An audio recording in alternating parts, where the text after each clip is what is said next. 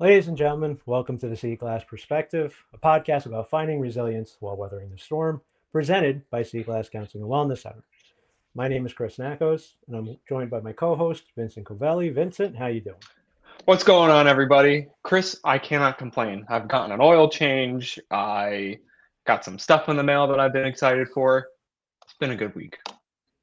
Yeah, the snow's almost gone, so I'm happy I about will that, and I will take not coming as back. much rain over snow any day. Better excuse to hang out. Just a heads up to all you folks at home. We recorded our first episode last Wednesday, February 25th, the day after our second major snowstorm of the year. That Yes. hasn't happened in a decade. Um, so we are now a week later, and most of it's gone, almost. Almost, just Um, about. almost. So before we get into today's topic, we just wanted to do a little bit of a tangent based on the first episode's topic, the role of therapy. Now, we talked a lot about therapy, what we're looking for, what we hope that people get out of it, and we encouraged everyone to seek out providers. But what we didn't talk about is who those providers actually are, right? And when we talk about mental health services, really kind of drops out into two categories: medication management and then psychotherapy. Those are the titles, the names of them. Medication management is exactly what you think of. Um, it's psychiatrists or MDs, doctors, and something that's been increasingly in popularity over the past probably decade or so are psychiatric nurse practitioners. These are nurses who've gone back to school, gotten a master's level education, and then that gives them prescription rights. And then to become a psychiatric nurse practitioner, they have to go back for more certification, more training Mhm. to be able to prescribe psychotropic medication. That's antidepressants, anti-anxiety meds, stimulants for ADHD, antipsychotics, things like that. So when you're talking the medication route, that's who you're looking for. MDs, DOs, or the psychiatrists, and then nurse practitioners. When it comes to psychotherapy, there's two really common professions, and then there's a third one that's not as common. So the primary two are social workers and counselors. Um, the third being marriage and family therapists. Now, and all three kind of follow a similar trajectory. We all get masters of whatever it is. Vincent and I got masters of social work. And after you complete your master's, you sit down for an exam. And all of the licensing requirements vary from state to state, not a ton, but a little bit. Mhm. So even the titles might be different. Being here in Jersey, I'll use the Jersey titles. So you sit for your exam, you pass your exam, you send in your transcript, and you get your license, your provisional license, um, which for social workers is an LSW. For counselors, it's an LAC, stands for Licensed Associate Counselor. Similar for marriage and family therapists, it's an LAMFT. Um, that allows you to practice, but only under the supervision of someone with the independent practice Yes. license who is also certified to provide that supervision. Um, so, depending on the state, this is where you see a little bit more variation. Some states it's 2 years, some states it's 3 years. Jersey's 2 years. Where I started in New York, it was three. Um, After those couple years, you sit for another exam, which is double fun. Yeah. Um, and then you get your independent practice license. So Yes. for social workers, that's an LCSW, licensed clinical social worker. Counselors get an LPC, licensed practical counselor. Marriage and family therapists get an LMFT, licensed marriage and family therapist. So that's what all of those letters after people's names mean. Um, Once you get that independent license, by the way, you can do whatever you want. Open up a practice, work individually, work in a clinic, doesn't really matter. Um, you don't have to be supervised by anyone. Um, so, like I said, when you're looking for providers, when you're on Psychology Today, you'll see all of those letters after our names, and that's Hmm. what they mean. Usually, it's the first set of letters you see. Some people will throw a whole bunch of other ones Yep. based on any certifications they've gotten, trainings they've Yep. gotten, things like that. Um, when I read that, it tends to make my eyes cross, so I don't bother on my Yeah. stuff. Um, so yeah, so as I said, primarily you're going to be looking at social workers and counselors, a little bit less often marriage and family therapists. There is another psychologist, which are people who Oh, got yeah. their doctorate, title Clinical psychologist. PhD. clinical psychologists. Either they've gotten a PhD or a PsyD. Um, Much more common when I started out, but I can't remember the last time I met someone who had their PhD or PsyD, and that was their primary means Yep. of getting to this place as a therapist. So you do see them, but incredibly infrequent. They tend to do a little bit more of the psychiatric testing and Mhm. things like that. Yep. Um, Less common that they're in private practice or working in a clinic. Um, And actually, something that I see pop up not super often, but I see it more common nowadays is the DSW for social yep, workers. doctorate in social work. Yep. Yep. Um, it's something I've looked at, something my wife has looked at. She's also a Yeah. social worker, but that's more if you want to go the teaching route. That's really Yeah. kind of required for becoming a graduate teacher, graduate professor. So again, also very less common, Mhm. but you might see that out there. And For as I said, those license initials might change by state. yes, Um, so the and like I think in New York. I mean, you were in New York at some point, but it's not the LCSW, or like the LSW is not the LSW in New York, right? It's like yeah, LASW, something like that. I think it was LASW. I could be that was like 18, 19 years ago. So that knowledge has left my brain, Yeah. and replaced by a whole bunch of other uses, perhaps. Um, but yeah, so like I said, what you're going to be looking at is some form or fashion of those licenses, those letters, those titles. And just a little aside, the provisional license and the independent practice license, some people look at someone with a provisional license and say, well, is that a good therapist? Well, as we talked about last week in the first episode, a lot of what makes therapy work is the click, right? Yes. So if you meet with someone with a provisional license who's being supervised and it clicks, that might be the most important piece. Because when you're doing supervision, when you're being supervised, you're meeting with your supervisor on a weekly basis. You're talking about what's going on in your sessions and things like that. So that's where someone with a provisional license, someone earlier in the career, benefits from the experience of the person that's supervising them. And that filters back into the therapy sessions and things like that. So don't ever be hesitant to meet with someone to engage a therapist because they have their provisional license. Um, I I have more experience than I did early in my career, in the beginning of my career, but I'm still the same person, Yeah, right? for Largely the sure. same, um, same personality, same way of speaking, same way of talking through things. I just use more examples about my kids because they didn't exist when I was an LSW. Yeah. So yeah, so just wanted to put Oh, that out there. and one of the things I think about as we kind of talk a little bit about, licensure and, acronyms for titles and stuff like that is, is a question that I've been asked often in previous positions, working in my case management and, working with medication management is, who should I be looking for? Like, almost like what's better? Like, is anyone better than the other? Like, is an LSW or an LCSW better than an LPC or an LAC or an LAMFT versus an LMFT? Like, I don't know, Chris, what do you think? In my own personal experience, no. Um, there's we all learn the same stuff. We all learn from the same textbooks. Um, Different editions, so but yeah. different editions depending Yeah. on where you are. But at the end of the day, it doesn't really matter. Um, No. Partly because, as I said earlier, like the click is so important. So if you click Yes. with an LPC and not with an LCSW, then it works with the LPC and vice versa.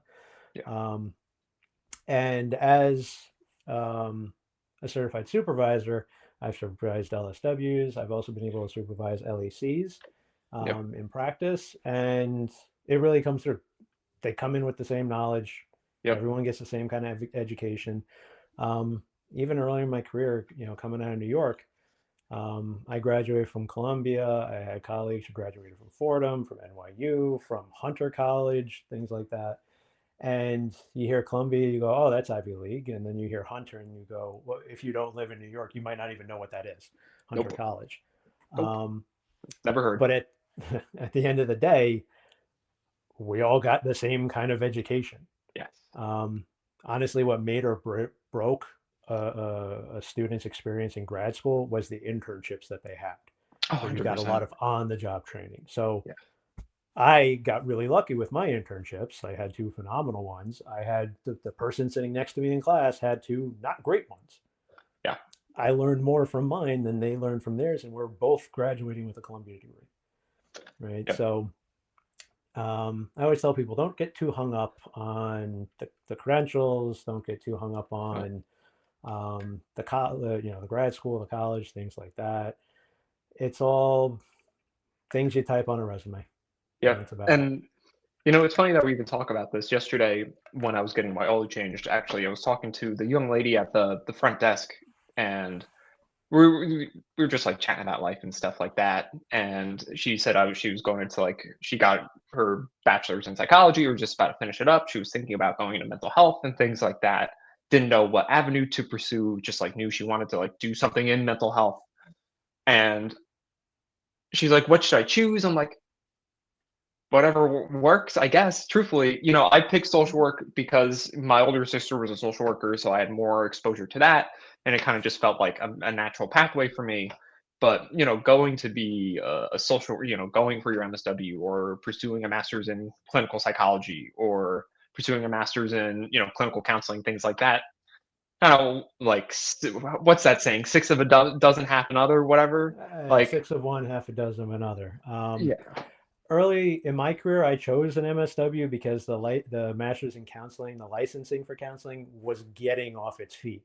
yes, Social work had been established and was pretty well established by that point. Um, so early in my career, there was that difference. There were a lot more licensed social workers than there were licensed counselors.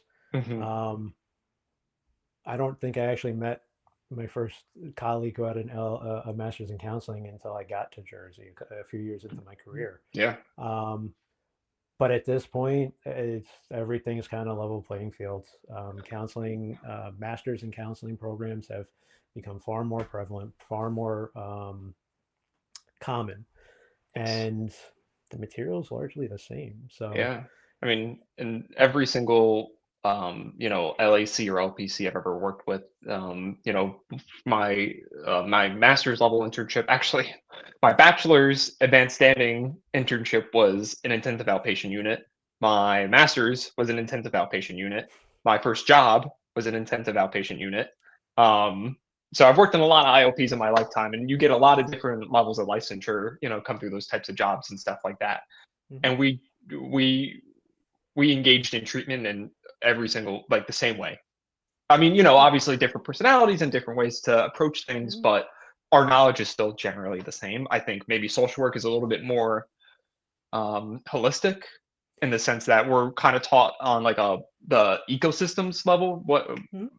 the whatever I'm losing the word of it, but Yeah, we're taught there's a few ecological. more classes about like society and Yes, societal level viewpoints and things like that. A few. yeah, And not I'm a good much. example of someone who didn't take many of them. Like I took the one or two I had to my first year, and then it was all clinical classes from there on Yep. out. So again, ends up all kind of being the same material. Same thing. And Yeah. even speaking to, I mean, obviously, neither of us are psychiatric providers, right? We don't prescribe medication. I'm sure that would be a boon in some ways, but we're just not doctors. Um, and when I used to work at an urgent care that dealt with a lot of psychiatric medication management, um, we had different providers come through, such as psychiatric nurse practitioners. Now, the lettering for that is PMHNP, Personal Mental Health Nurse Practitioner. That is the five golden letters for them. Mhm. So I've seen a lot of PMHNPs. I've seen a lot of MDs. I've actually seen even a couple psych PAs, Mhm. like psychiatric physician's assistants, Physicians. because they also have prescription pad rights. Like Yep. they have that ability to do that as well. And I can't speak to what's better one over the other. I think still kind of generally the thought remains the same of if you feel comfortable, the click, Mhm. right? If you click with your provider, if you feel like they really listen to you and really understand your needs, your concerns, what you're doing well on, what you're not doing well on. I think it's once again, it's the differences tend to be kind of minuscule. Not to say, once again, one is better than the other. Mm, Obviously psychiatrists are full on MDs. They've done residencies and things like that. Um, but mm, whoever you feel like you can get your help from, right? mm. At the end of the day, also all therapists are taught the same stuff relatively. All prescribers have the same knowledge, right? And that's why the click is so much more important. Um, so yeah, so make sure Which that when you're looking for them, you're looking for the click more than the letters and the credentialing and stuff like that. I think Um, the click is so important. Not to cut you off, Chris. I don't know if you had any other thoughts. The click I think is so important because we're social creatures by nature, mhm. right? We want to engage in the support of the people around us, and we want to make sure that our providers, whether that's a therapist or a psychiatrist, or psychiatric medication provider, um, you know, we feel supported by them, right? And Good I've good heard, transition. Good transition. like I see, but this is we both run groups. We know it's a part of the Mhm. skill set, right? Yep. Um, and because I've heard too many horror stories, if you will, of people, personally, and because I browse Reddit like a almost 30-year-old man, just people saying like my therapist said this and my provider did that and they're not listening to me, and like if you have to go on the internet or tell somebody about this, I think that's your reason enough, Yeah, right? that's the sign that it's time to quit. Not quit Yes. therapy, but quit that person. It's time to find No. a new provider. And I don't remember if I said this in the first episode, but like, yeah, I tell people when I first meet them, like, look, if you ever want to fire me, fire me. I do not take it Hmm. personally. Um, Yep. because I've met a lot of people who were seeing a therapist for a year, 2 years, and I meet them a year later and go, oh, so what did you get out of that therapy? And they don't know. They Yeah. don't have a great answer. Um, and a lot of times it's because they didn't click because it wasn't really quite working for them. Yeah. Um, so so yeah, like the value of therapy is in the click, in the relationship, in the feedback you're getting. And if you don't feel like you're getting the right feedback, bring it up, because sometimes getting feedback and getting support is a hard thing to accept, particularly when it's holding up a mirror. That's true for anybody who's looking in Hmm. that mirror, myself, ourselves included. Yeah. Um, so make sure that it's not that initial like resistance, that frustration with kind of being told about ourselves, which is why I always say bring it up. I tell clients all the time, if I'm saying something that doesn't make sense, just click a couple times, tell me Yep. to shut up for a second, ask me to clarify or explain it a little bit differently, um, because if it is valuable insight, you want to make sure you're getting it, you're receiving it. But if you're not getting a lot of valuable insight, it might be time to find a new provider. Um, so, as I said, that was a good transition point, because last week we talked about the role of therapy, and this week we wanted to talk about support. And what does that word mean? Because it's such a Hmm. big amorphous blob of a word. It's a Yep. concept. Um, and therapists are a form of support. Mental health providers are a form of support. You get support from anyone pretty much you encounter on a semi-regular basis. Yeah. Um, People seek support from AI nowadays. Not saying that yeah, should be necessarily part of your support system, but yeah. yeah, It's got some good general feedback, but yeah, it kind of breaks down when you get past the 15-minute mark, um, yeah. It's yeah, and then you got which to pay for is the service. personally refreshing to see because my job can't be usurped by AI. And I'm No, glad for that. no. Um, I just read a report that said like 10 jobs that are slowly declining because of AI, and enlisted like STEM, media, like uh, different technology things. I'm like, whew, I am safe for now. Therapy has not made the list yet, so Nope, we're good. I'm good. Um, so yeah, we want to talk about support, the types of support, things like that. Um, and it's really important to be able to analyze the kind of support that we're getting, Mm, because if we're getting good support, it can be incredibly helpful. can help us grow, develop, process, things like that. If we're getting not so great support or harmful support, that can really drag us down. Yeah. Um, Or even looking at for support in the wrong places, mhm, I think, right? Not to go off into a tangent necessarily, but I sometimes, and I've even struggled with this in my own life, seeking support in places that support just is not where it's going to be. You try to talk mhm, to one friend who, you're a close friend with, and, you try to confide in them, and they say, sorry, I, I guess, I don't know. I don't know how to respond to this. mhm, And you kind of feel, you leave that conversation feeling a little dejected because you didn't get the support that you were kind of looking for. And I mhm. think that also muddles people's like view of like who is my support system, who's not a part of my support system. But I think it also boils down to knowing who you can turn to for specific types of support. That's exactly it. And um, what we're going to talk about in terms of the different types of support is important to keep in mind because some people might be phenomenal at one kind and complete failures on another Exactly. spot. So being able to know, okay, this is the friend who I can go to for this, and that's the friend I can go to for that, and I can go to my mother for this, I can go to my partner for that, I can go to my therapist for this, I can go to my colleague for that. Like, you got to know what you're looking for. I don't often walk into a pizza place expecting a phenomenal steak. In fact, I've never walked into a pizza place expecting a phenomenal steak. I'd You go to rather a go to a pizza place to get steakhouse. fries. So the one by here does really good Cajun fries. Okay. So Okay. that is the one unique Yeah. difference. They're the outlier. They're the unicorn.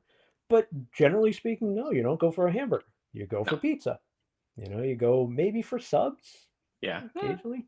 Sometimes. Um, so you want to make sure you're walking to the right person. You're eliciting the kind of support from the right person at the right time in the right space type of thing.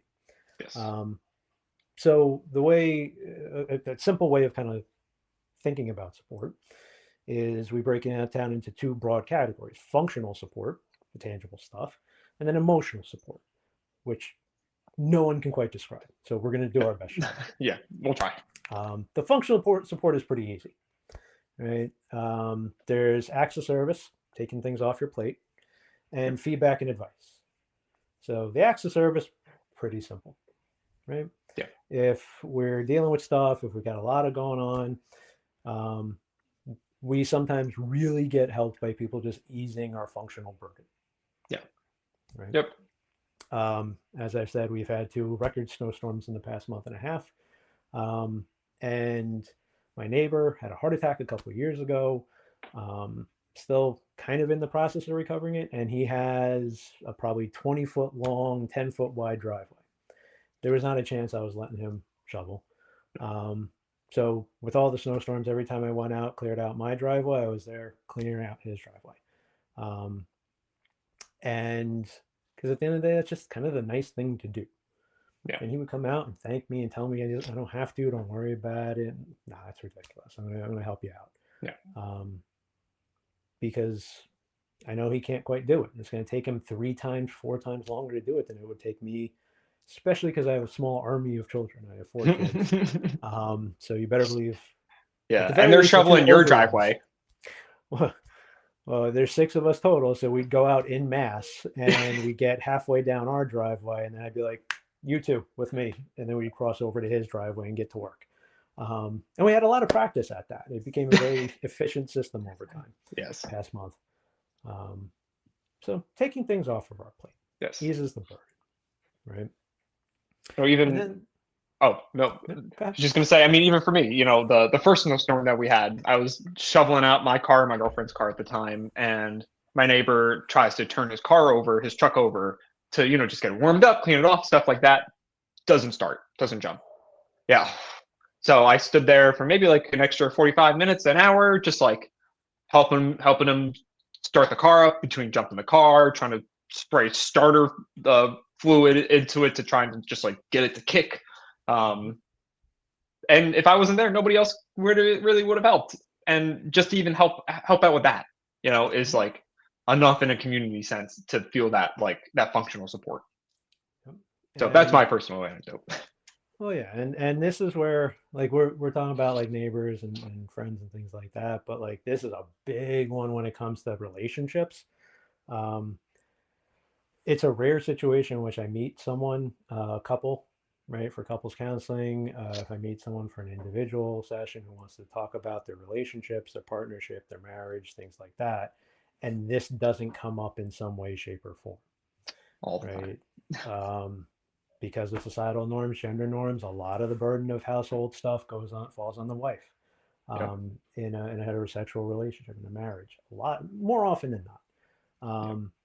And just the concept that they don't have to be in charge of the kids 98% of the time is something that I'm presenting to them. Yes. And I'm like, you don't have to, I do laundry. Like I take care It of can be. It kids, can like yeah. right? You can still help out. Um, my favorite thing that I tell people is I have never babysat my own children because they're mine, right? Yep. And the phrasing on that, dads babysit their kids, they watch their kids as if Yeah. we're someone who doesn't live with them and doesn't isn't their parent. Um, so, when I'm working with someone, when I'm working with a couple, it's a simple exercise. It's generally not necessarily the biggest thing in the world, and it's relatively easy to change. But that's one of those things you kind of do is you go, okay, well, who's in charge of what, and how does that play out? Yeah. How has that worked over the course of your life? Because when you're dating, life is a lot different than when you're married of 20 years, have a house and 4 kids, Yes. right? So functional stuff, right? Taking things off your plate, acts of service. The other And piece of this, okay. I think some people, like we kind of talked about, some people are really good at one form of support, and another is not super great at another form of support, right? Like some people are really good at taking things off your plate, like we said, the acts of service, because it might even be their love language, right? Like the different love languages, like that might just come naturally to somebody. Mm-hmm. Where like for instance, I love cooking. Ever since I moved out and I got my own place, I like cook nonstop. I got all the fancy gadgets and stuff. But I like cook for my girlfriend like every weekend. I just made chicken parm over the weekend for us. And as an acts of service, like it feels natural to me. It's easy for me to engage in that. It just so happens that I'm also a therapist, so I can also provide the latter form of emotional support too. So Mm-hmm. Yeah, it makes us feel good when we're providing it, and it makes the person feel good when they receive it. yes, That's and just generally speaking, you can say this is true of all of this stuff. That's how you know it's healthy support yeah, when it feeds both the person receiving the support, but also the person giving it. If you're yeah, giving support and you feel frustrated by it, you feel upset about it, that's something to look at. yeah. You so the second kind of part of that functional support is the advice giving, the feedback, the talking it out part. Um, and generally speaking, people have experiences that we are encountering for the first time. We're encountering something that maybe it's not the first time we've encountered this situation, but it didn't go well last time. I didn't quite do it right the last time. I didn't quite get out of it where I wanted to get out of it the last time. So sometimes we just need some advice and feedback. Yeah. Right? And interesting. And I'm sure you've heard this messaging too, and I think we maybe even have talked about it in previous conversations. Should we be giving advice? Is that something like I should be doing as a therapist? I've heard a lot of it throughout my education of you don't give advice, or that's the worst thing you can ever do as a therapist. And in the Yes. field, I kind of scratch my head a little bit now. I don't know. So that's where there's advice, and then feedback can be a little bit different, right? Um, so I've I'm a homeowner for my second home that I own. I'm married. I've got kids, things like that. So when I've got a client who's going to start potty training their kids, I say, well, I've done it 4 times, so this is how I did it, right? Whether that works for you, I don't know, right? It might not, Yeah, but this is what worked for me personally, and this is how you might want to try it. You might want to consider it, yeah, right? Am I a foremost expert on potty training tactics? No. We did it the same way with all 4 of our kids, and it worked. We're batting 1,000. Thankfully, because they're really a lot older than potty training at this point. My youngest is 11, Fingers so crossed. Yeah. we hadn't figured it out Yeah. yet. No. Like we're doing it all. Yep. Um, so that's functional advice that I can give to my clients, and if it works, it works. I always preface it with, "This is what worked for me, might not Yep. work for you." Yes. Um, and that's one of those little things where someone can give you advice and deliver it like this is the way to do it, and if you don't, you're stupid. Yeah. It's all about That's not framing. going to land well. No. And it's all about framing, right? Like Hmm. for me to say, oh, I don't know, I ran like this, and if you're not running like this, what are you, like, an idiot sandwich? Like that's not that's not advice. That's telling somebody what to do. But in our Hmm. case, like you had said, the way that we present it is the most important way, right? Hmm. What worked for me might not work for you, but in my personal experience, this is what I did. It might work for you. Not saying it will, but this is just what I did and what I went through. Hmm. And that's where like feedback, I like to differentiate it because feedback is based, the way I frame it, it's based off of what we're given, right? Yeah. Um, at this point in my career, I've talked to a lot of people and things like that, and I've noticed some patterns that people tend to engage in on repeat. Um, and I've seen many people engage those patterns, myself included, Yes. right? So based on that knowledge, I could say, hey, this is what I've seen a lot of. Are you doing the same thing? Is this where Hmm. you're at? Is this what you're kind of the same speed bumps you're tripping over? Um, and it's not me telling them that this is the reason that you're experiencing this, but I've seen a dozen other people where this is the reason that this is happening. Could that be happening for you as well? Right? Patterns, like, we are creatures of habit in nature, and we don't typically, like, everybody will have a similar experience in some way, shape, or form, Mm-hmm. right? The best example is people who hate their job, and I say you should probably find a new one, and they go, "Well, it's a bad job market." I've been in practice 20 years. There's never been a good job market. Yeah, If it's never been around great. Yeah, around it's never Seaglass, been yeah. amazing. Yeah. Um, and I've heard people say that over and over again.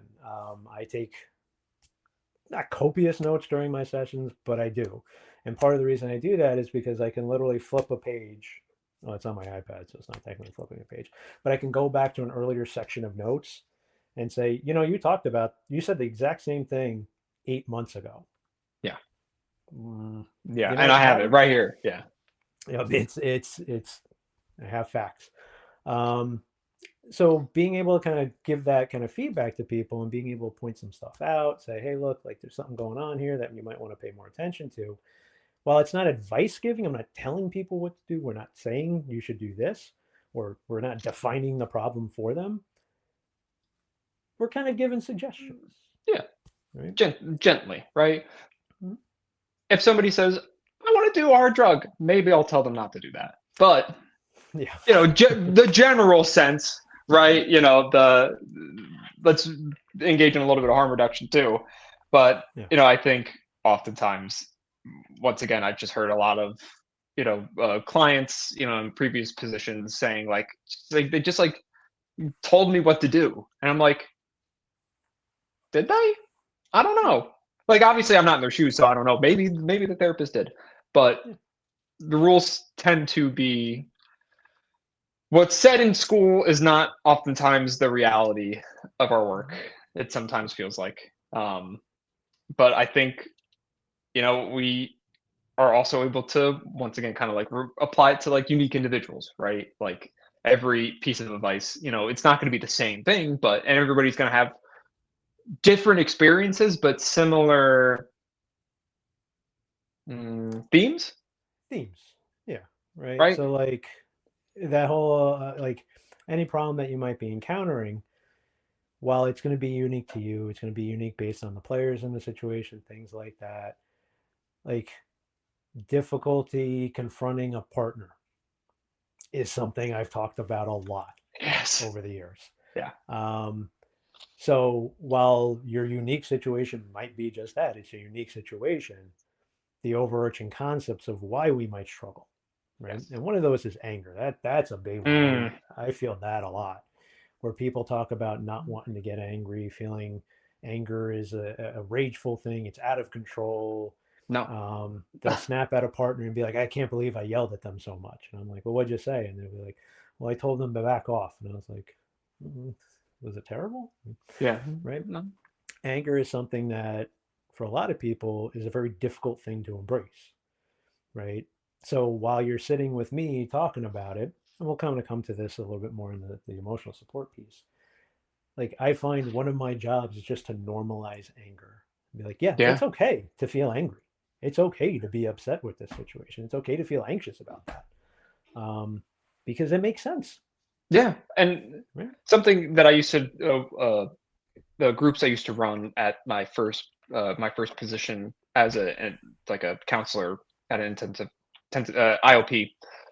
It was, I ran groups and ran emotional regulation. We were very heavy into DBT skills and things like that. So one of the big components would be to talk about anger, right? And two things about it. It's a secondary emotion. It arises in response to, feeling unheard or injustice, things like that.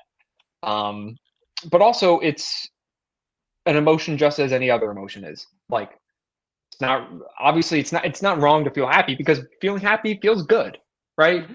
But I think we associate anger as a negative or bad emotion because it doesn't feel good to be angry, right? But it doesn't even have to feel good or bad. It doesn't like It is. these emotions are we are a computer, right? Our brain is the most complex computer in the entire galaxy. We'll never truly understand it, probably, unless AI figures it out. But these are just pieces of information that's being sent to us through experiences and things like that, and we can just take that for what it is. It's just information, Mm-hmm.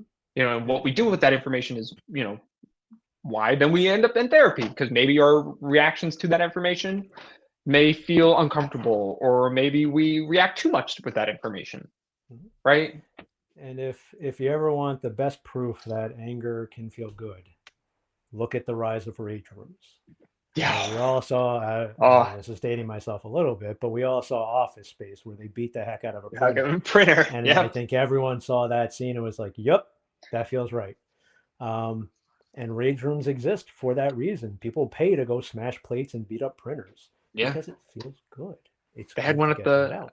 They had one at a Renaissance fair I went to. Went to a Renaissance fair, and they had a little, like, the ye old rage Oh, room, like, and you got like a hatchet, and you just went to town on all these different like things, and the release oh, is so good. But but like you said, that it coincides with the rise of rage rooms because they feel good. hmm. Yeah. So like, that's where, we're talking about an emotion there and we're talking about an emotional experience, but sometimes just that feedback and that validation and that type of stuff can be really helpful. And that's where we start to dip into some of the emotional side of support. Yeah. And one of those ways that we can provide and receive emotional support is through esteem building, right? Um, Validation's a big one, right? Half the time in a session, I might spend just going, yeah, that makes sense. Yep, I see where you're coming from. Yep, that makes sense. Yep. I would feel the same way. In fact, I feel it a little bit right now. I'm a little Yeah, in this frustrated at moment, your I'm boss, and yes, I don't even know who they are. I And I'm feel messing pissed my off for life you. on your behalf. I can sympathize, I can empathize with what you're going through. Um, and that validation can be very important because if we struggle to process something, if we struggle to, um, feel an emotion, to express an emotion, to set a boundary, to confront someone, things like that, we're going to come up with the reasons why we shouldn't, Yeah, right? I feel uncomfortable expressing anger. So I'm going to tell myself that anger is a rageful thing. It's an out of control emotion. If I want to seem like I'm in control, I should never express my anger. Done. Right. And my job is just to sit there and be like, no, no, it's okay. You yeah, have it's every okay to right be. to feel angry. Yes. Yeah, and it just depends on how we express that anger, right? Mm-hmm. You could say it, or I've seen people be like, "Hey, I'm angry, and I didn't appreciate that." And I've seen other people, come in like Superman flying fist, like to come and like hit this person. I'm like, okay, maybe let's not do that, but it just depends on how we deal with it. One of my favorite reference points is the Key and Peele anger translator, the Obama anger translator. Yes. Um, I feel like we all need someone like that who's just standing behind us saying exactly what we're thinking. Um, so like that validation and that like, yeah, you got it. You're on point. You know what you're talking about. That all makes sense. Other people might be telling you it doesn't, but that's because they have different boundaries and different perspectives, right? They don't understand what you might be going through. They can't sympathize with Yeah. you. And the other piece of esteem building is the pep talks, right? And this is where the esteem side of support that we receive, the best little way of describing it, and it's a little messed up to do. I don't encourage everyone to do this on a regular basis, but I had a professor in grad school said if you really want to mess with people, you just stare at their left cheekbone. Just stare at it relatively intently. And within a handful of minutes, they're going to start touching their face because they're going to see you staring at their cheekbone and go, there must be something wrong there. Because why would they be staring? Right? uh, The other example he would give, and this really only applies to New York, it doesn't apply here in the suburbs of New Jersey, but two ways to figure out if it was going to rain. One, you watch the weather report. Two, you look outside your window and you see how many people are carrying umbrellas, right? Because we are social creatures, we're constantly taking in information from the people around us, from the world around us, the mhm. people in particular. Yes. And we're using that to inform our decision making. We're using it to inform what we think is going on with our bodies, with ourselves. Um, in therapy, I've had a bunch of people say to me over the years, even over the glasses, that my eyebrows are one of the most effective therapy tools. Because as people are describing situations, all I have to do is this. And Yeah. then people will start to go, wait, what? Um, I'm influencing them. I'm showing them Yeah. that there's something going on there. Right. And that's, it's kind of a tongue in cheek way of describing like the impact of people's opinions of us, of what people say to us hmm on our sense of self, on It our is. emotional stability. It is that nonverbal communication, and it's Mm-hmm. one of the big things that we talk about in communication. When I've ran communication groups and stuff like that, is there's the verbal communication that obviously gives us a lot of information, which is very obvious. If I say I don't want this, then you can make the inference, no, he doesn't want this because I just told you. Mm-hmm. But if I don't tell you that I'm confused, but I'm sometimes in my own sessions, I'll like do like like head cock, like, or like, really? Like, even just now when you said the cheekbone thing, I'm like, really? Like, never heard of that before. But somebody can look at my face and infer that you might be confused, Mm-hmm. right? So nonverbal communication is such an important part of being a social creature as well. We don't Mm-hmm. take in just words; we take in actions. Sometimes they speak louder than words. Mm-hmm. And that's, yeah, on a regular basis, I have clients coming in and part of the reason why they're looking for the objective third party is because they're looking for someone to talk to someone who doesn't have a pre-established relationship, pre-established opinions, perspectives on them, and things like that. And they'll tell me a story, and I'll be like, makes sense. And they'll say, I said that to my father the other day, and he told me I was overreacting, right? And I don't know what's going on with their pop, with their Yeah. dad, but that's something there, right? Um, and not having people who kind of pep talk us, who hype us out a little bit, who remind us of who we are, that our emotions are valid, that we're strong, resilient people, and things like that. It wears you down a little bit. Yeah. Obviously, if people are taking shots at you, that's going to whittle you down a lot faster. But in a vacuum where we're not getting that positive feedback, we generally speaking tend to struggle a little bit, Yes. right? Because Everyone's we had a need. boss at some point that didn't give them validation, didn't tell them they were doing a good job, Yeah. and they felt really uncomfortable and they couldn't tell me, like they don't know why, Yeah. right? Or they really got anxious about their performance reviews Yep. because they didn't get a lot of praise and they would just point out the one or two things they're doing wrong and that would stand out because there's not a lot of counterbalance, there's not a lot of Yeah. praise in it. Well, and we learn that praise is good and important, as children, right? Like these are Mhm, things that we fundamentally develop as we grow up because, the first people that tell us, good job, you're doing great, is mom and dad. And, as children, we learn that, oh, well, and, then you get into school and then your teachers say, good job on the assignment, on the project and stuff like that. And you kind of slowly start to get like, oh, this is important for me to know what I'm doing is right or, okay or whatever, and that I should continue forth with what I'm doing Whereas if, you have a boss that's like, oh, see you tomorrow or whatever, and you just finished a big assignment, you're like, did I do a good job? Did I do a bad job? They didn't even say anything. Hmm. Then it produces a lot of self-doubt. And like you said, that starts to kind of like whittle at you a lot. Unless, your boss says you did a terrible job, then that's going to knock you down a couple It's pegs. going to weigh on you a little bit. Yes.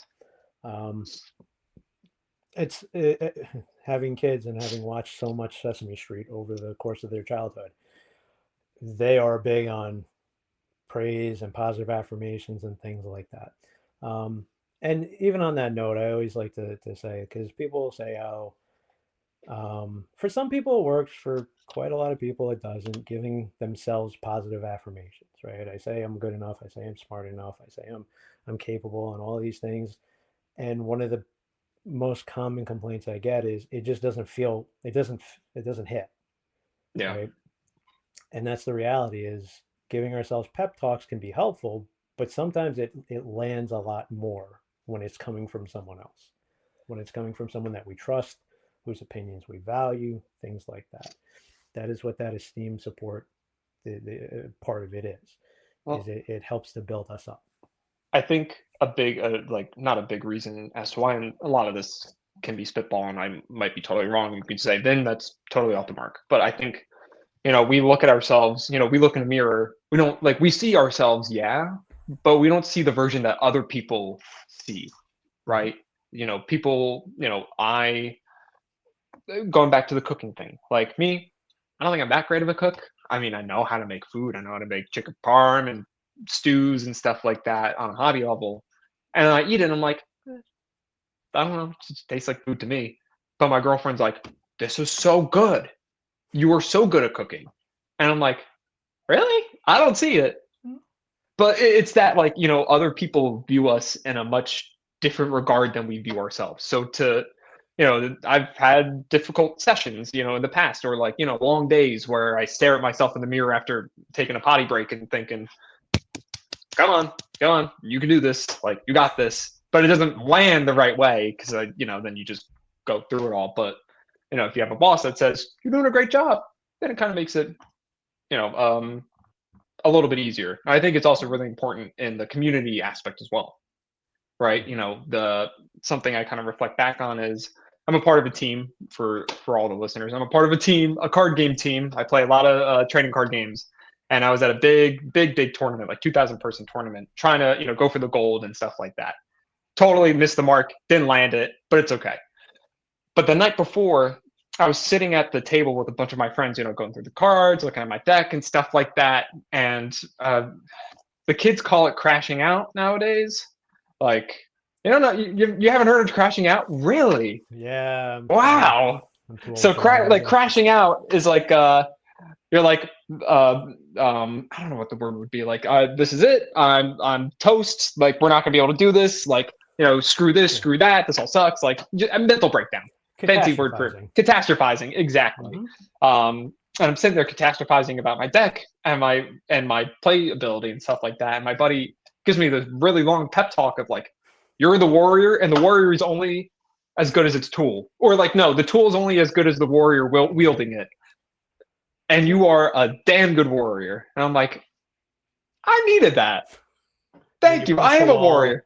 and And you then went to I bed. Yeah. punched the wall, drank a monster, and went to bed. It's why you see in every sports movie, Rocky, everything like that. There's always a pep talk scene, Yep. um, because we need that. We thrive on it. Um, so emotional support, one big form of it is that esteem building, that feedback to us about us and things like that. The other big piece of it is the assistance with emotional processing, right? Um, Ever since I saw it, Inside Out has been one of my favorite emotionally driven movies. I Yep. refer to it constantly in therapy and sessions, personally. Like it's a phenomenal movie. The second one even tops that Yeah. into a ridiculous degree. Um, and one of those pivotal moments, for those of you who haven't watched it, it's been out for, I got to imagine, over a decade now. So, spoiler alerts. There's a character, as they're traveling through this kid's mind, there's a character called Bing Bong. And he's an imaginary friend from the kid's childhood. And the kid is now 10, 11 years old, doesn't quite remember Bing Bong. Um, he's this like bipedal. I think he was like an elephant, but he made dolphin noises and he had a magic rocket ship that was a wagon. It was very cute. Uh, And yes. there's one scene where him, Joy, and Sadness are walking through the mines and they're trying to get somewhere. And Bing Bong realizes that Riley's for the kid's forgetting him, and it sucks and it's sad. And he starts to get really sad, and he starts to get a little emotional, and he starts to cry a little bit. And Joy's like, "Come on, we gotta go. Like, let's buck her up. Think positive thoughts, all that kind of stuff." And Sadness walks over. It would have been really cool if she like literally shoved Joy out of the way. I wish, but like she just kind of walks over, sits down next to Bing Bong, and says, "This must be really hard to think that Riley's forgetting you. That's pretty Hmm. sad." And he cries and he goes, "Yeah, no, it is. This is really hard." He cries for a second, and he goes, "Okay, I think I can go. I think I'm ready." And he gets up and he starts walking, and Joy comes over and says, "How did you do that?" Sadness goes, "I don't know. I just did it." Right? And the overarching message of the movie is we have to be allowed to feel our emotions in order for us to continue to process and move forward Yes. and things like that. And that shoulder to cry on, that person with whom we can emotionally process, can be so ridiculously important, even when we don't realize it. Um, Someone who can sympathize with us or who can empathize with us, where they might not have the same experience, but they can understand why we feel the way we feel and validate it, um, can be ridiculously important. Um, Empathy is a strong tool, mhm. an important thing to have. Yeah. So, I've said as a therapist, like that's one of those things, right? Where a person can just come in and kind of dump their emotions, and I'll just kind of catch it for them. And I'll help them hold it. I'll validate it. I'll say, yeah, I can see where you're feeling that way. I'd feel the same way too. I can Yeah. talk about maybe some of my own experiences where I felt that way, other people's experiences where they felt that way, and just give them the room to process that emotion, Hmm. and perhaps even ask some questions that might trigger that to happen. Um, For sure. I've had plenty of people tell me I don't want to go to therapy because I don't want to think about this. I don't want to feel that. and that's usually the And key. that's It's not that I don't want to think about it because you're already thinking about it. It's that I don't want to feel it.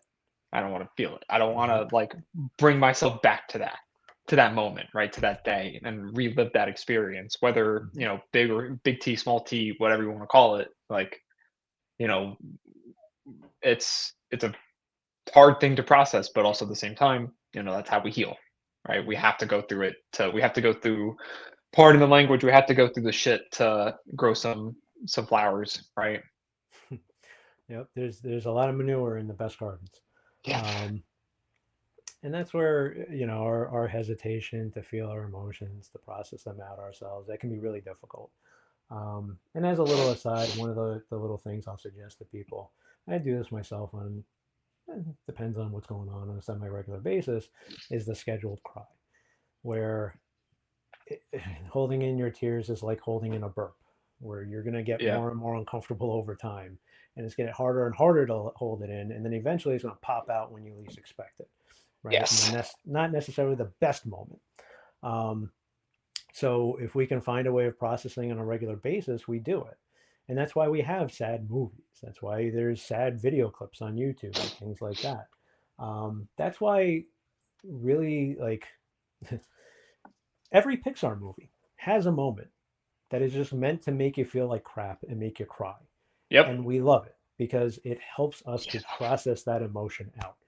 Yes. Um, to the end of Monsters Inc. when Sully is saying goodbye to the little kid Boo, the beginning of Up screws up people left and right. Screws me. I've I never only watch recovered. it under yeah, I've only never watch it recovered. under certain circumstances. See the Um, land before time? oh, a long time ago.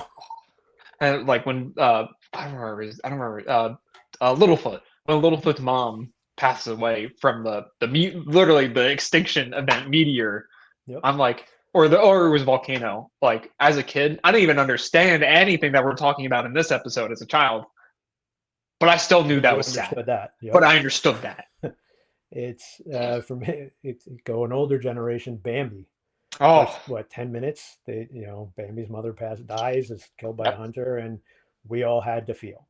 Um, and like I said, our emotions, as difficult as they might be, are important to process, right? We need to Yes. process our emotions to move forward, to be able to manage them more effectively, things like that. We need to be willing to sit with them and sit through them. Well, And that's also. Oh no, go ahead. Sorry. well, I was going to say that's so much easier when you have a good emotional support person, someone who is really good at kind of letting you cry on their shoulder and who you feel comfortable crying on their shoulder. Yes. That, and kind of routing back to what I was talking a little bit about in the beginning of the episode of, knowing where to seek that type of support, right? Like Hmm. you come to therapy to seek, maybe like, mm, I wouldn't say necessarily cry on my shoulder physically, but I would help you, process some of that. But I'm not going to go to my one friend in the example who is stoic and very non-emotional in that sense to cry on his shoulder because he's gonna be like, dude, get off me. Like, go, Hmm. like, and that's not like a diss to him or anything. It's just It's not not what his he. forte. That's not his forte exactly. Hmm. But maybe I. I mean, I hope I would, and hope other people would be able to do this. And if you can't, then something functionally wrong within this relationship.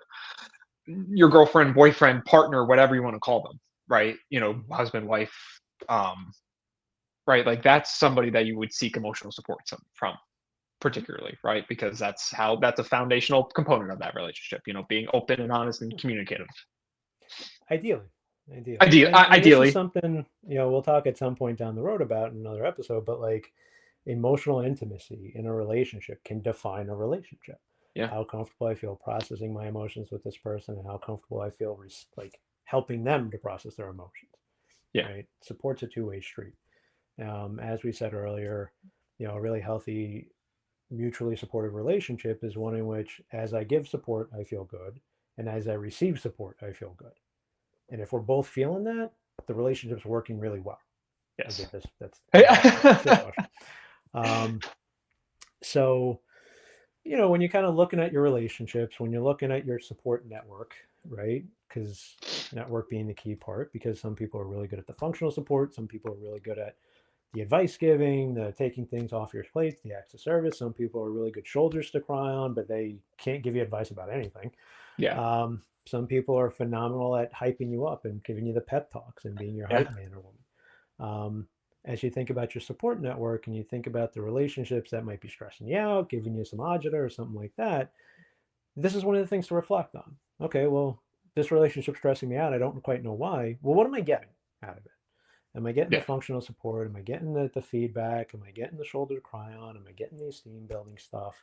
Um, because if we don't know what we're missing, we don't know how to ask for it, and we don't know how to advocate for it. yeah.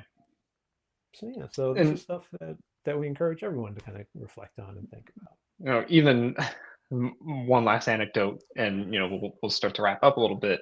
Is the same story with the large event and stuff like that. I had my friend give me the pep talk. I there's 2 days I didn't even get past day one, so I felt really dejected. Like, I don't know if any listener or Chris, have you ever seen Arrested Development? Oh no, nobody Ah, said it's on the list that I should see because that so would be good. right up my alley according to everyone. Yes. Yeah. But there's a scene where it's the role is Michael Sarah. He gets I think he gets dumped or something at one point, and he's doing the like he's like walking very sullenly. There's like Charlie Brown sad music, and yeah, I was doing that whole thing like doing in that moment like scrubbed that did really bad, feeling really down about myself. And I went to another member of my team because it's once again connecting that to the network component of all this. Um, and I would just like sat down for like 20 minutes and just went, boy, like all of this stuff coming out, like to vent to like, did I cry on her shoulder? No. Did I like feel it on the inside? 100%. But having that wide range of, once again, knowing who to go to for where, Hmm. right? It's all hugely important, right? There's like I said, we're social creatures. The way I like to say it is we're pack animals. We Yes. need a pack, and if there's holes and gaps in the support that we're receiving, we want to make sure that we know how to advocate for it. We know how to find it. Um, so when you think of support, kind of think of it in these different ways, and this is a relatively simplistic kind of way of describing it, but can be very helpful. I Yeah. found it to be helpful for people. It's helpful for myself when I'm working with clients, when I'm living my own life, my own personal stuff. Um, and we encourage you guys, if you have any questions, any comments, any concerns, anything that you want a little bit more information about, make sure you're throwing your questions into the comment section. Yeah. All of our contact information is in the show notes and the descriptions, whether it's on YouTube or on Spotify. And feel free to reach out to us. Yeah. We'll do our best to respond and get back to you guys. Um, and if you do us a huge solid, like and subscribe, hit that notification bell, make sure you're getting all Yes. of our phenomenal information and Oh, feedback on a regular basis, because we are so full of positive feedback and positive yes. things. We Mm, are very, very full of it the whole time. yes. And we love chatting, right? We love being able to like shoot these things back and talk about the career because we love what we do. And Mhm. if anybody please in the comments, email us whatever ways that we'll have our forms of contact listed. We'd love to hear if we felt like we missed any forms of support. If you wanted to tack anything onto this, even a question about what should I be looking for in even rounding it all the way back to what kind of therapist should I be looking for? Is this Mhm. like any LSW, LAC, blah blah blah blah blah blah, like please, if you have any thoughts, comments, questions, concerns, please, we'd love to hear it. Yeah. But So thank you very much for tuning in, and we hope to see you again next week in episode 3 and until episode 976. yes, and I'm Chris onward and Nackos. upward. Onward and upward. My name's Chris Nackos, joined by I'm Vincent. Vincent I'm Covelli. Vincent Covelli, Yep. and we'll see And everybody. Oh no, next you time. started us. No, yeah, you started us. You take us All right, away. I'll round it out. We'll see you all next week. Thank you very much.